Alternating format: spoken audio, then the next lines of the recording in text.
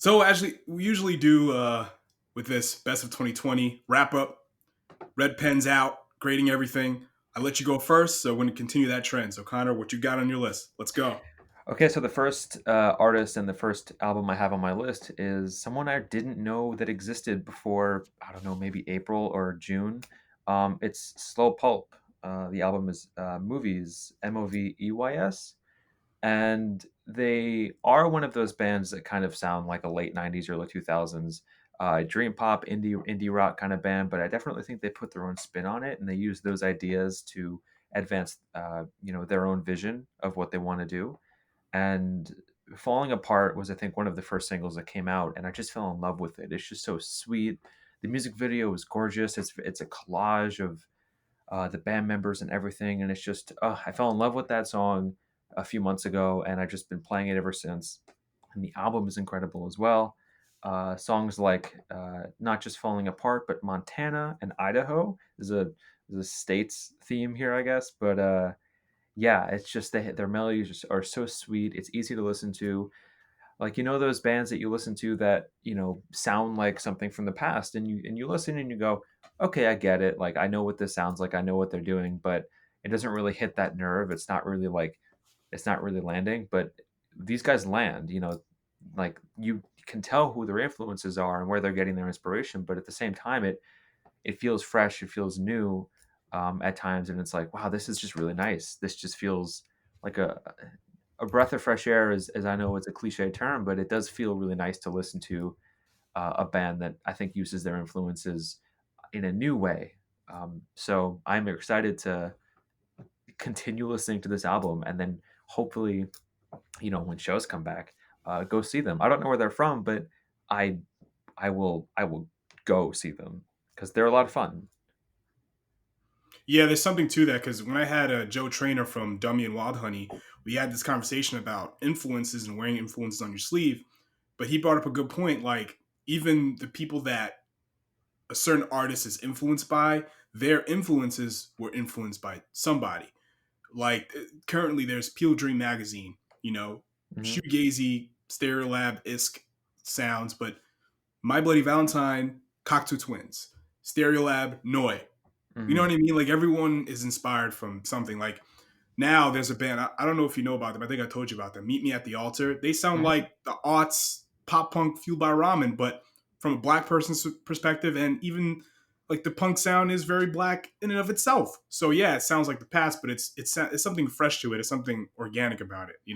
Yeah, it's got that spin on it that if you dig deep, you're like, oh, I see, I know where they're coming from. But at the same time, someone could listen to this and think, wow, this is incredible. This is new.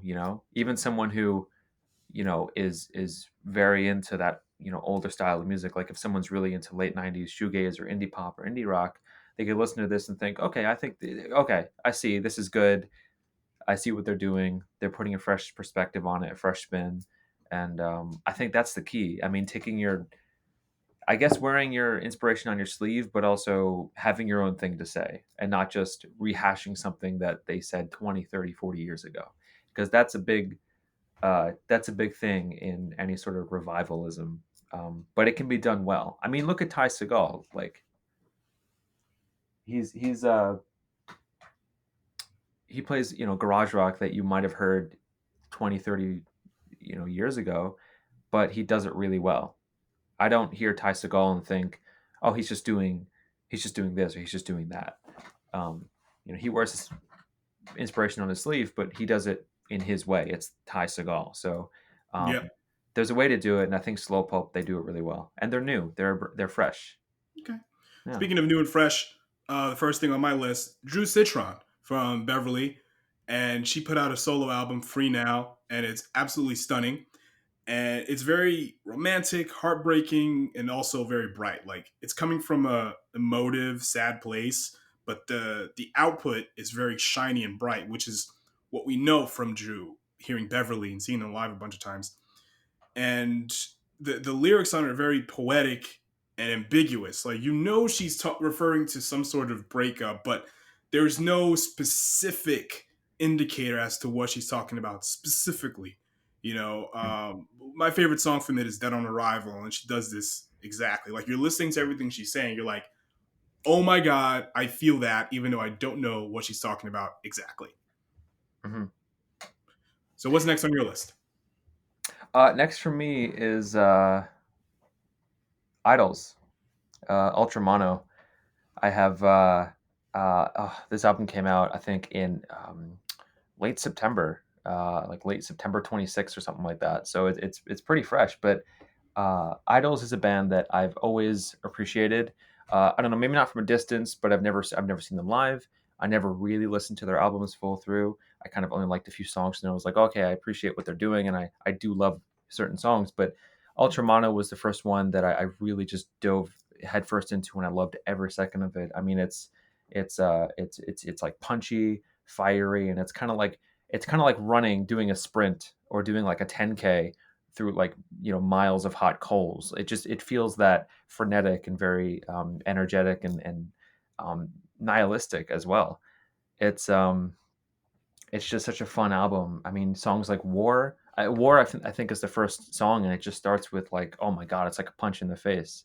I think the promo material for this album was someone getting hit in the face with a big pink bubble, and it That's looked good. yeah, it looked painful, but it or whatever. But War is kind of like that. When you hear um, that for those first drum beats, the drums in the first song War sound like something you'd hear on a Place to Bury Strangers record, particularly Ha. like Transfixiation, or something like that. It's definitely a Place to Bury Strangers esque, and they know each other too. I mean, a Place to Bury Strangers has toured with Idols, and I was listening to an interview Oliver was doing with the two guys in Idols, and they were saying, yeah, we have Death by Audio effects pedals here, and like we definitely took a lot from you guys. So there was a connection there, and I think that's why I liked this so much, because they have that mix between like hardcore punk and shoegaze as well, but it all comes together and blends into this like molten, fiery, just nonstop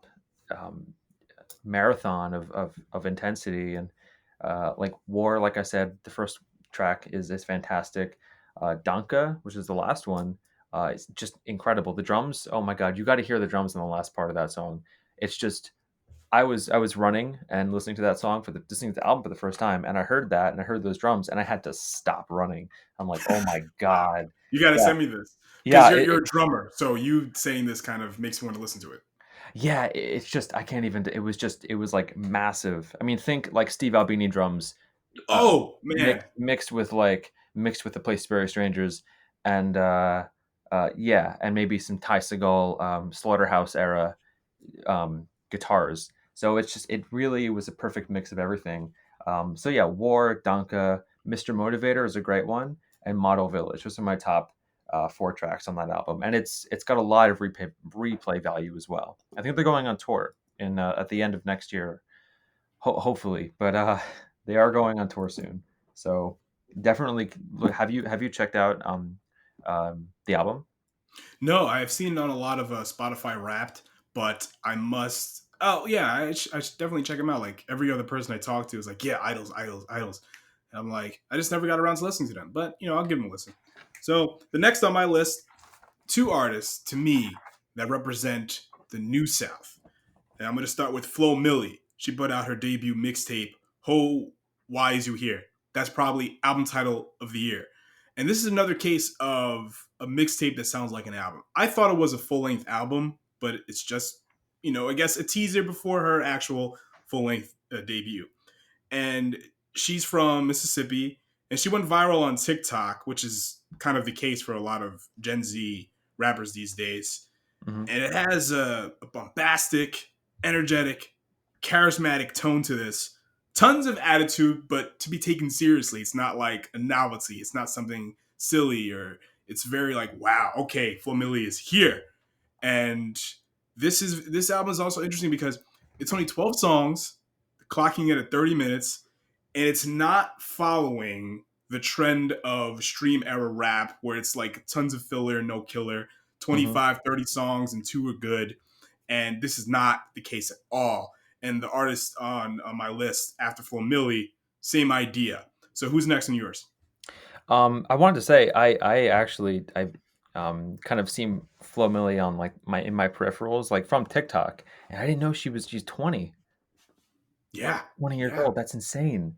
But yeah, I mean that's like the case with so many, so much of Gen Z's, you know, so many Gen Z musicians. They're super young and they're blowing up on TikTok, and which is a fantastic medium to just get your shit out there, basically. Um, so for me, another artist that I didn't know existed before maybe 2 or 3 months ago. Her name is Phoebe Green. It came out pretty recently, and this isn't a full album, but it's a single with 4 or 5 tracks on it. So Spotify calls it an album, and it's great. It's got a good sound. It's called "I Can't Cry for You." It's kind of a stripped back, minimal sounding album with instrumentation that's very not mellow, but bare bones in a way that it works. And the vocal overtones are very spooky and ominous, and it just makes this EP a pretty big one. It's pretty standout for me. I think she definitely has her own sound. I mean, "Reinvent" was the song that I found a few months ago that really just kind of not blew me away, but made me take a step back and go, wow, this is really interesting. I haven't really heard anything like this before, and her vocal delivery is super deadpan and very straightforward. So it felt nice to hear that. In addition to Reinvent on that album or EP, the other one that I love is A World I Forgot. I could I could kind of go into more songs that I like on that album, but I'd be listing the whole album because there's 4 songs on it. But yeah, "Reinvent" and "A World I Forgot," which is half the album. But definitely need to check that out. And she's someone who I think we're going to be seeing a lot more of in the coming months and maybe years. And she's English, I believe. I could be wrong, but I think she's English. So she's really cool. Speaking of artists that you're going to hear about real soon, Mulatto, and she's definitely part of the wave that I just talked about of the New South, like her and Flo Milli. And Mulatto comes from Clayton County, Georgia, and her debut full-length album, Queen of the South. And both Mulatto and Flo Milli are signed to RCA, which is interesting. Mhm. And what's interesting about Queen of the South is that you have veterans and current stars of the South, 21 Savage, Gucci, Trina, and City Girls. And she all has incredible chemistry with them. And it's almost like they all know that Mulatto is part of the new wave of the South. And it's almost like a passing of the torch situation going on here. And just like Andre 3000 said, the South still has something to say 25 years after Andre said that famous speech at the, well, not speech, utterance, if you will, at the Source Awards at Yeah. Madison Square Garden of all places, and he was booed vociferously. And now he's considered to be one of the best rappers ever. And the thing about Mulatto, same with Full Milli, they do not follow the modern stream rap trends. 13 songs, clocking in at 31 minutes, all killer, no filler, and love that. I love that. It's very replayable, and it let me, feeling that I needed more from Mulatto. But I'm happy with this album right now. She doesn't need to put out something in a year or 6 months. She should take her time with. Now it's like you can't do anything now as a musician besides put out music, but just take your time and before you put out the next thing. Yeah. Favorite songs from this: Queen of the South, the remix with Sweeties on this, and Trina. Great stuff. Youngest and Richest, probably one of the best intro songs of the year. Incredible. And He Say, She Say. Great stuff. What's next on yours? Wow, 31 minutes, 13 songs. That's Oh, that's yeah. that's efficient, but like in a good way. That's like no bull. Here it is. Take it or leave it. That's I love that. When artists can be that succinct in their songwriting and their songs, are like, this is it. Here you go. And yeah, like you said, it's all you can really do now is record and release music in whatever way you can. And even that in and of itself is a feat because making anything under these circumstances is, oh my God.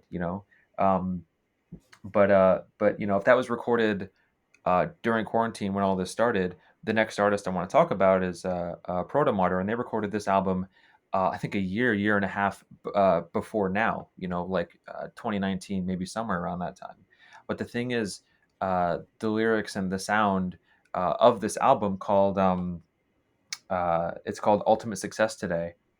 still sounds very very pertinent to today's society and to the world we live in now, which is crazy. Porta Martyr has always really had that nihilistic, straightforward, post punk sound, and I think on this album they really expand on that and like delve and develop that sound a lot more. So I love the nihilism they have. The Proto Martyr sound is still there. It's more expanded. They have an ensemble. There's like more instruments included on this recording, which I love. Um, so I love it. I mean, Proto Martyr, I found them a few years back in 2015. I don't know what album that was, but I just love the sound. They're continuing with that sound here. And the songs that I'm really into are IMU Now, June 21st, and Michigan Hammers. So I think Proto Martyr is definitely someone. If you love post punk, if you love that sort of nihilistic strip back, maybe Gang of Four esque kind of feeling and sound, Proto Martyr is definitely a band that people are going to enjoy, and especially this new album. I think they really take a step forward in their sound with this new attempt. So I love it. If this was a playlist, the show that we're doing, Hmm. it would be the most wild Oh and my god, yeah, oh my god, full Millie yeah, into Proto Martyr. It's like, oh my goodness, it's like a DJ's nightmare. yeah. I Right. love it. It's like if a DJ can make that all these songs flow, like oh my god, they're the best DJ because Yeah, it's hard to make songs flow that are in one genre. But yeah, I do like those playlists that are like all over the place though. Like those, maybe it's my attention span is like shit, but like I love hearing go from one thing to another, completely different genres. It's just kind of interesting to hear that. It has to work, but I definitely think we should make a playlist of this. yeah, Yeah, yeah. I'm up to it. yeah, If you listen to like WFUV, you'll hear Charlie Bliss, and then you'll hear Kendrick Lamar or something yeah. like that. Like it's just very just out of whack, and I love that. I think Oh that's yeah. so great. So the next artist on my list, Nana Ajoa, her debut album Big Dreaming Ants, and all the way from Amsterdam. She's Ghanaian as well, and she adds a much needed soul to the indie rock sound. Very introspective lyrics, questioning nationalism and social media expression. This album is void of any kind of Ivy League ism, which we know a lot of indie bands, the blog bands, just have a Hmm. touch of Ivy League. We had time to make this. You know what I Hmm. mean? There's We had no real struggle here. we had No a no offense to those bands, but you know we what had a I'm saying? budget. We We had had a a budget. producer. We got connections. Yep. Yeah. Yep. I was gonna say an artist, but I'm not gonna leave it out. Of course. Of Yeah, course. yeah. Some of my favorite songs on here, National Song and No Room. And National Song specifically is very, it kind of touches upon nationalism. What does it mean to just, because, we've seen the last few years or so, just this overwhelming sense of belonging to country, and Nana kind of just touches on that and just kind of reflects on that idea. And it's very interesting. And on No Room, she kind of uses a lot of vocal samples, which I think are so cool and so catchy and infectious. So if you're going to listen to any band esque guitars and what have you from a black woman, this is it. Nana Ajoa, Big Dreaming Ants. What's next? I gotta check that out. Speaking of kind of um indie, I guess, I wanted to talk about the band Dead, DEHD, the album. I think it's Yeah, their they're third cool. album. Yeah, they got this album, Flowers of Devotion, came out, I believe, in July. So, the beginning of the second half of the year. And it took me, honestly, I gotta say, it took me a while to kind of like get used to this and get on this sort of sound because I heard it and I was like, okay, I get it. It's not the most amazing thing in the world, but That's my exact reaction to that album. yeah, yeah. I mean, I liked it for what it was. I think I was expecting it to be because there was a lot of hype around it, and I was like, okay, this is going to be like this, but it wasn't, which is fine. It was just a pretty good album that, um, you know, did the best that it could within the sound it's going for, and I think that's why I appreciate it the more I listen to it. So, Flowers of Devotion is the album, and I don't know if this comparison makes sense, but I felt like it was part Cure, part Tears for Fears, but in a stripped back indie kind of way. I could listen to in a month and totally retract that and like think, oh, what was I thinking? Not at all it, but yeah, Cure and Tears for Fears is kind of the sound that I got, but like in a very stripped back, you know, indie way, I guess.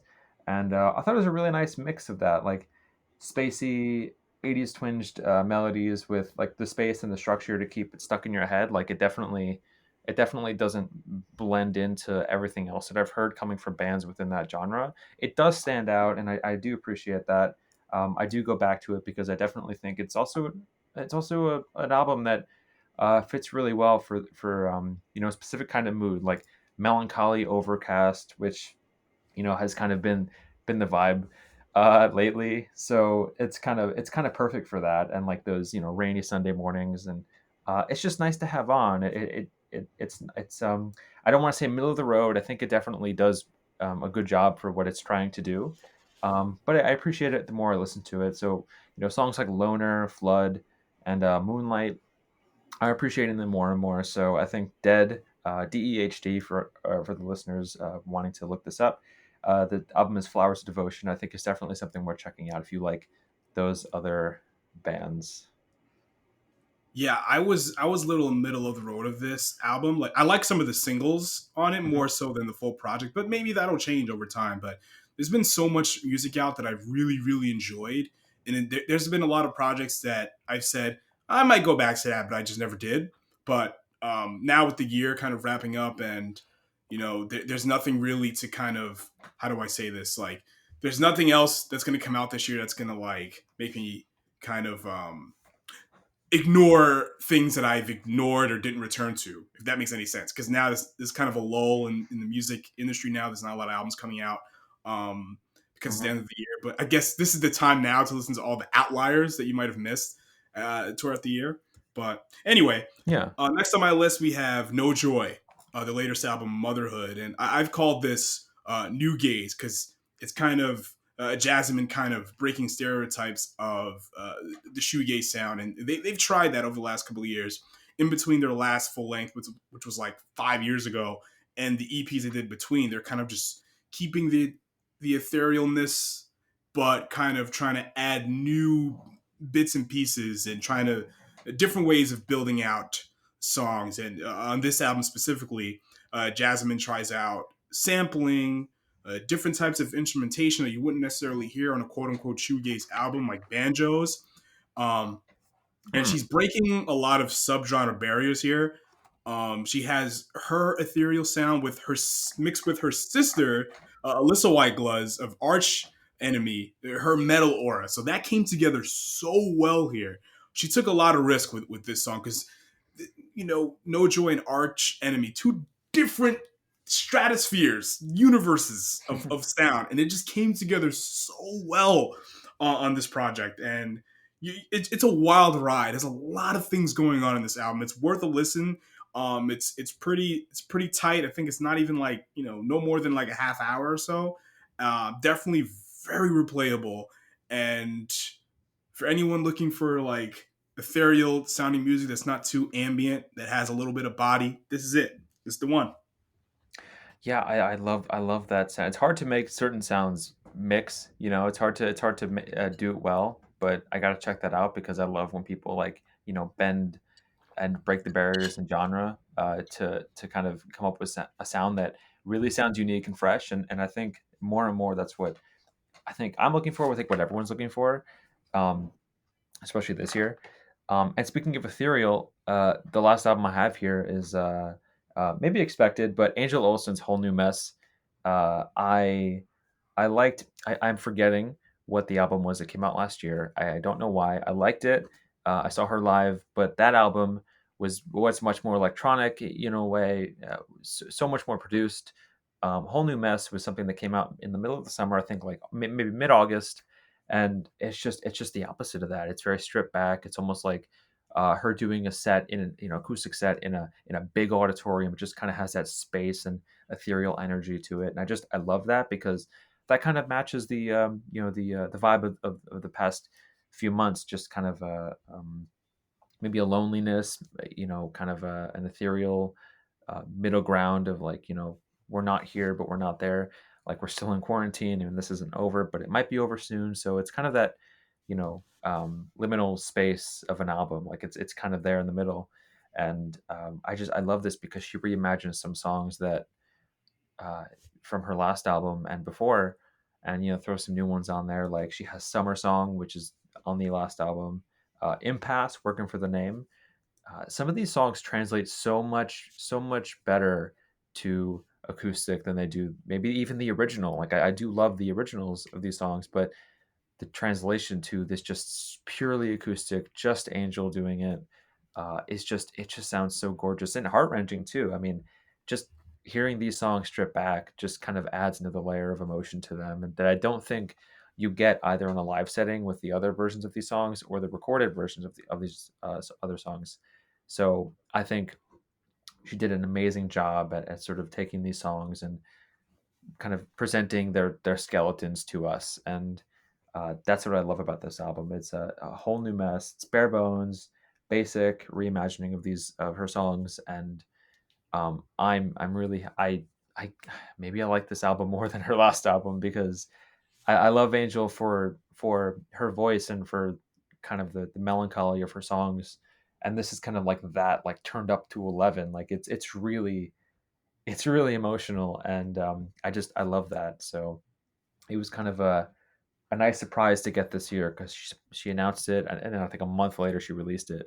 I didn't, no one really knew she was working on this, and but it was nice to hear, and it's definitely something worth checking out if you like that kind of dreamy, atmospheric singer songwriter kind of uh, emotional powerhouse music. Like it's definitely emotional, and I think it's worth checking out. Angel Olsen is the type that she doesn't try to repeat any kind of stereotype of her.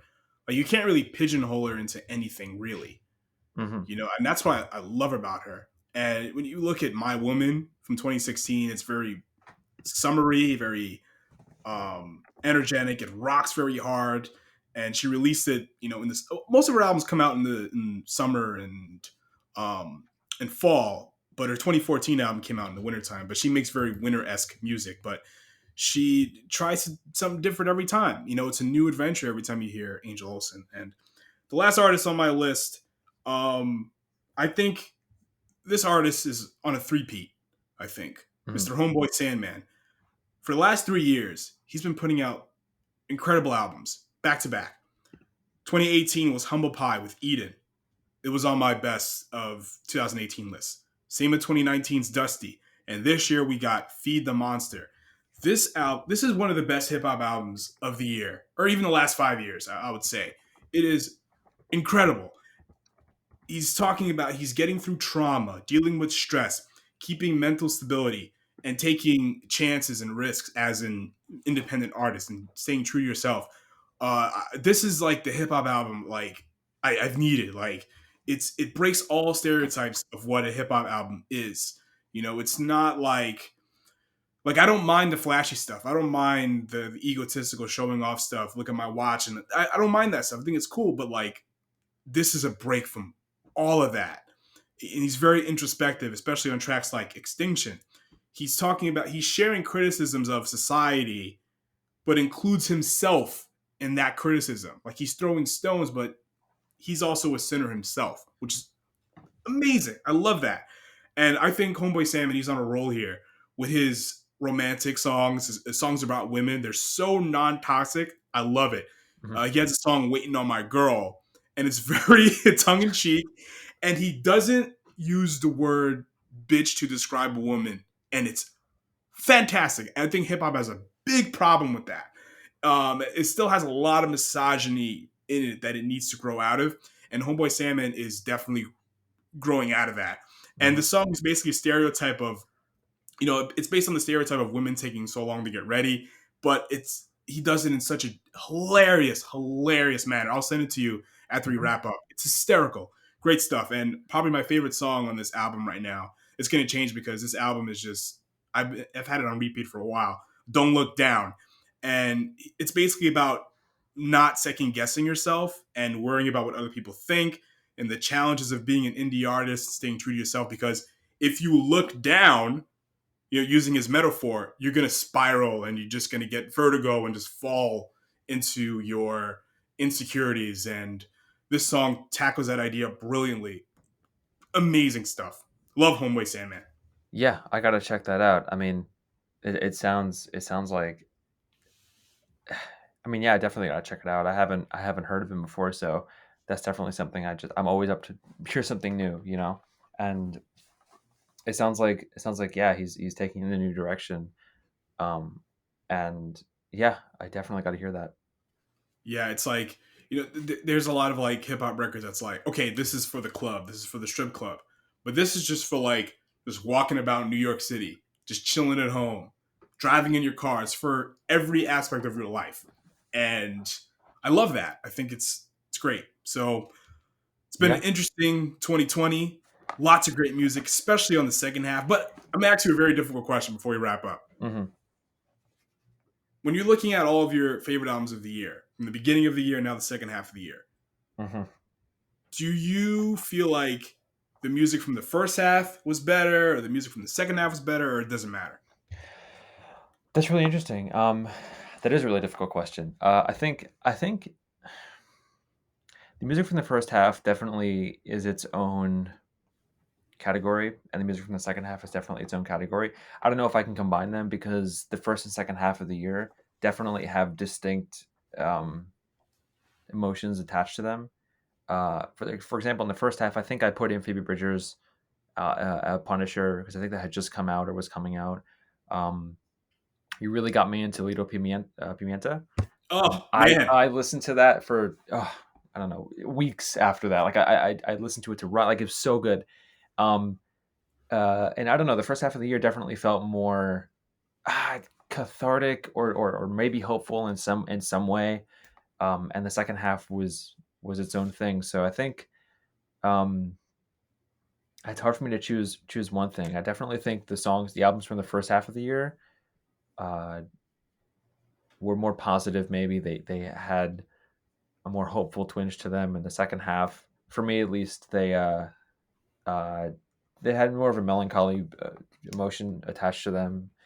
Uh, which is why I think it might be hard for me to choose one. If there's one album this year that I think stands out, I think it'd be pretty hard for me to do that. I think I might have two or three because this year is just so hard to put a thumb on. You know, it's hard to figure it out. So for me, it's really hard to pick one.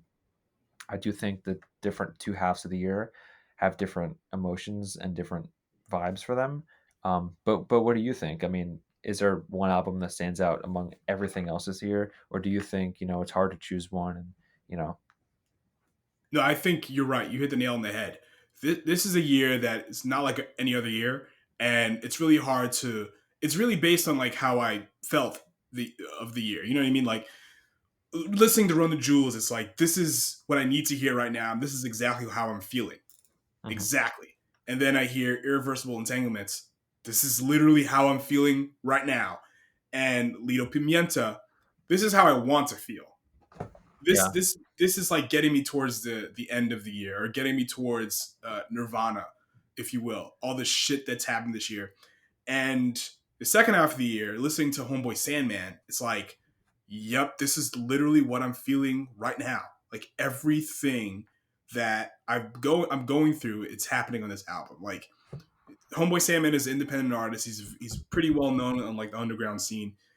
He's got some love on commercial radio. Like Peter Rosenberg, Hot 97 is a big fan of his, and he has him on the show, so he has a platform. But he has these struggles as an indie artist. Like there's a lot of people that are more richer, more quote famous or quote unquote successful than him, but it's like he's staying true to himself, and he's making music that's way more interesting and a lot more just who he is.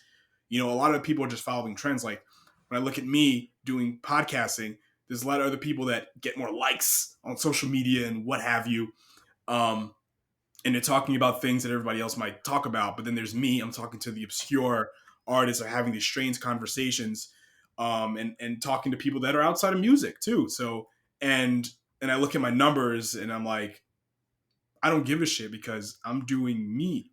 And I hmm think this year, it's really hard for me to say the first half or the second half. It's a very difficult question because it just depends on how I'm feeling. Because now towards the end of the year, I'm feeling more like Lido Pimienta, I'm feeling a little bit like Run the Jewels, a little bit Killer Mike esque, but I had this kind of optimism, you know, leaving the year, even Mhm. though I still have my same, discretions that I've had throughout the year, but now I'm feeling a little bit better. But I think Homeboy Sandman's kind of getting me through that, and Beverly True Citron definitely with her uh, romantic. It's very melancholy, but it kind of it has a light at the end of the tunnel. So I'm feeling like that Yeah. as well. But Yeah, like anyway, yeah, go ahead. yeah, no, I was gonna say like to I think the overwhelming emotion or perspective I have on 2020 as we near the end of the year very soon is that it wasn't just one thing. I mean, it wasn't just all bad. I mean, not to say all good because wasn't too much that was great about it at all, actually, if anything. But I don't look at 2020 as like this really awful year. It was, but I feel the same way in a sense that I do feel hopeful in some sense. I don't even know hopeful for what. Maybe that the year's ending, possibly that could be it. But definitely taking everything into account from this year, I don't know. I'm looking at all of it holistically. Like, okay, that was a big fucking pill to swallow. Like that was a lot. That's a lot, and it's going to be a lot in the future. But I don't know. Best thing to do is to look forward with some hope and realism. I don't know. I mean, it's difficult to process this year, but I think music helps. I mean, I actually haven't asked anyone this, but I want to actually run it by you. I I definitely feel like there were mental phases in quarantine, like since March. Like the beginning, obviously everyone was in the same mental boat of like everyone's watching Tiger King, everyone's doing the same thing, everyone's at home baking sourdough bread. But then it splintered, and everyone had different, like I think me in like August is different from me in September, and then October to September is different. Like I think everyone went through so many changes, or at least I did. Do you feel like there were phases, like emotional or mental phases that you went through this year that stand out to you? Because I at least right now for me, December me is different from September me, and September me is different from June me. Like the last time we did this. So do you feel like there's that consistent shift in how you felt this year, like that are very different? Does that make sense? Yeah, yeah, it does because March me was uncertain, like what the fuck is gonna go down, and April me was like, okay, we know what's going on, and we can't really control anything, so let me just stay the fuck home and just kind of think about, okay, yes, I can't do all some things, but okay, just stay home, play video games, watch wrestling, listen to lots of music. That's what you all usually do. Go work out a little bit, read a little bit. Hmm. Just I'm doing my me. Like I'm just doing what I usually do, and just everybody in the world has to kind of look at world through like an introverted perspective, and it's very hard for a lot of people to just kind of reset and just take it easy. It's really hard for a lot of people to do that. Hmm. But and then June me was like, I'm fucking angry because of everything that happened, and it's stuff that's been happening for years, and we saw it on camera, and I was just so mad at everybody. I was mad at Caucasians, and I was mad at people that didn't, that's looking at it as just a political issue, and it's just I was so angry. But Hmm. then it's just like now I'm like I'm not as complacent. I'm not complacent. I'm less angry, but I'm not complacent. And now my I'm looking everything through a different perspective, Hmm. and I'm just kind of through all aspects of life. I'm just not focused on things I can't control and try to focus on, just kind of enjoying everyday mundaneness of life. You know, you know what I mean? Like just trying to stay the course and be vigilant, but not try to take anything for granted. That sounds cheesy, but this the simple things in life we take for granted. Hmm. Just staying home and just binge watching a show is very problematic to some people. We can't handle that. We have to be quote unquote normal, and we're not in normal times. We No. have to learn how to, you know, we have to learn how to just kind of sit back, reflect. We We have to learn how to reflect, and I've been learning how to reflect more and not just kind of how do I say this? Just kind of thinking more about what you have instead of what you don't have access to. You know what I Yeah. mean? Yeah. So that's it.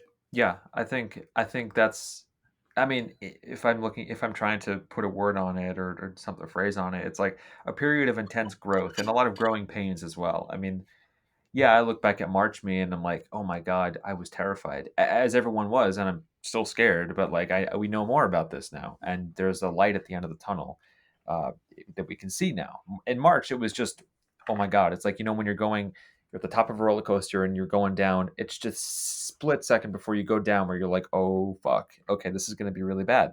Um and it's still a roller coaster, but we kind of know we're on this roller coaster now and we can sort of see we can deal with it a little better. I mean, I think it's just a year of a lot of growth and growing pains, and yeah, things are still not good at all, and there's a lot of work to do in many different areas of life and society and politics. But it's definitely like I think a period of growth, and part of that growth is also acknowledging, okay, we're all still here. A lot of us are still here.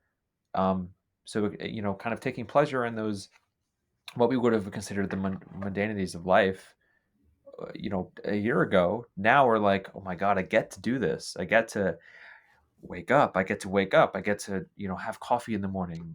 I get to go to work, even if it's from my couch or desk or whatever. Like it's taking pleasure in that stuff and knowing that a lot of people don't have that right now. And that's kind of the biggest thing this year is like, yeah, I don't know. I think we'll be talking about 2020 for our lifetimes.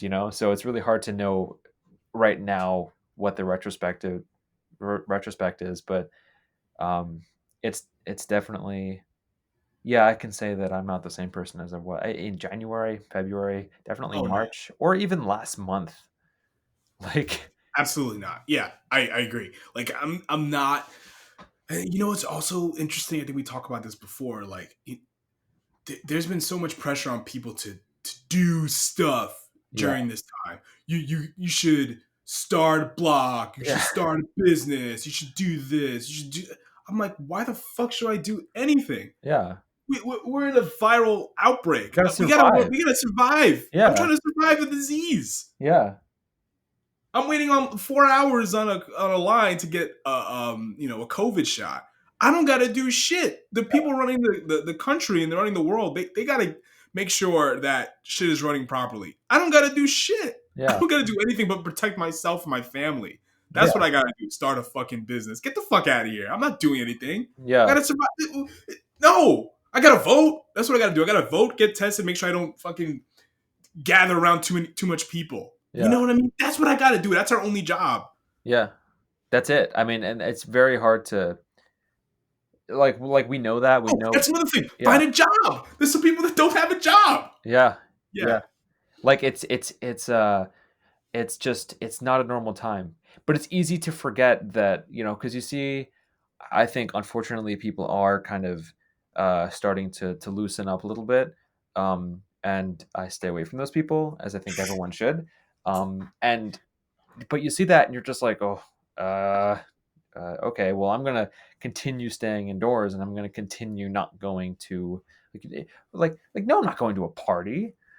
Pfft, oh, to Zoom me in, yeah, FaceTime me in, I'll do that. Doesn't matter. Like I don't care. Like I'm not going to a goddamn party. Like um, it's hard to take that jump and make that leap from the before times, which was like you got to do stuff, you got to start a business, you got to whatever, you got to be You got to productive. be the best capitalist you can possibly be. Absolutely, yeah, absolutely. Fuck that. Now it's like, but it was really hard and is really hard, I think, to make that shift from that mentality to just, okay, just survive, you know, just survive right now, because that's really what you should be focusing on.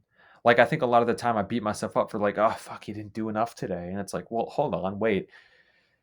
We're in the middle of a pandemic that we haven't had in over 100 years. Like, chill out. Yeah, yeah, go ahead, watch that TV show. Like, it's fine. You're home. You're safe. Like, a lot of people don't have that luxury of of being safe or alive right now. So it's really hard to make that shift, but I think that's part of what 2020 is taught me is like that adaptability is really important and letting yourself off the hook, away from those people who are like, you gotta do this, you gotta do that.